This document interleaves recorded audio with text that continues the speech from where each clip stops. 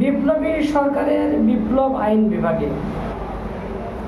প্রিয় দর্শক শ্রোতা, আমাদের আজকের আলোচনার বিষয় সেপ্টেম্বর 2025 ডক্টর মোহাম্মদ ইউনূস সরকারের আইন বিভাগ তথা বিচার বিভাগে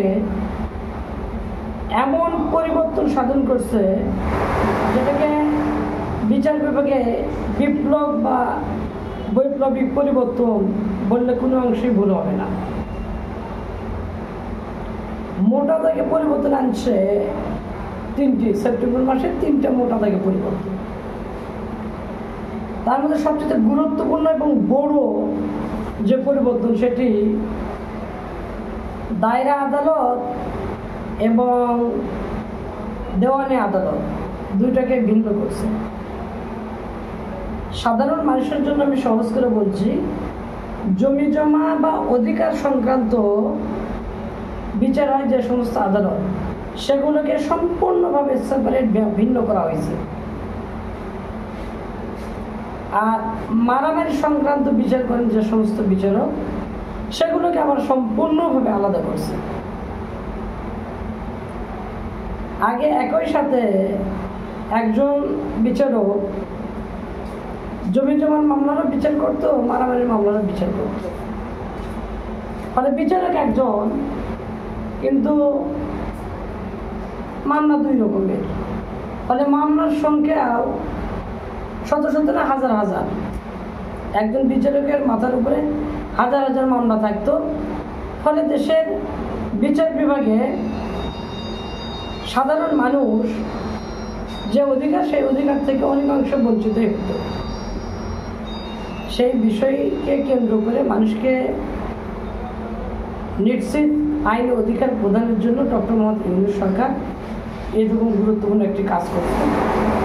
এখন যে বিচারকের জন্ম হবে সিভিল বা জমি জমা বা অধিকার সংক্রান্ত মামলা দিয়ে, সেই বিচারকে জীবনও শেষ হবে একই মামলা দিয়েই। আবার যে বিচারক মারামারির বিচার করবেন, তিনি আজীবন মারামারির বিচারই করে যাবেন। অর্থাৎ এই দুটি বিভাগকে সম্পূর্ণভাবে আলাদা করা হয়েছে বা পৃথক করা হয়েছে।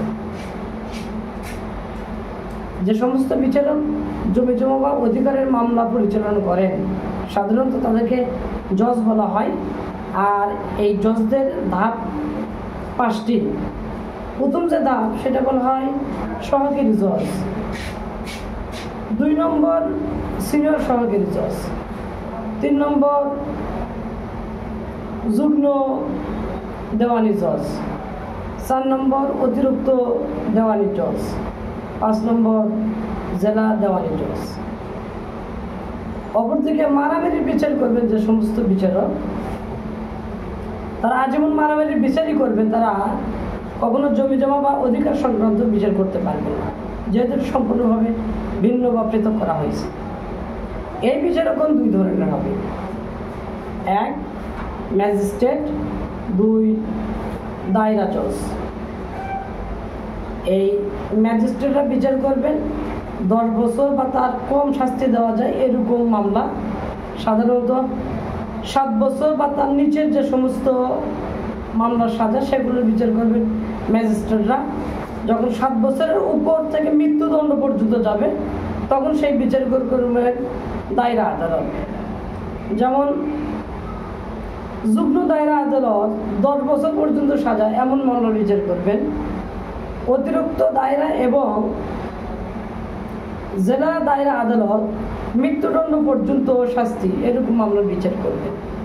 ফলে আইন বিভাগে দারুণ একটি পরিবর্তন।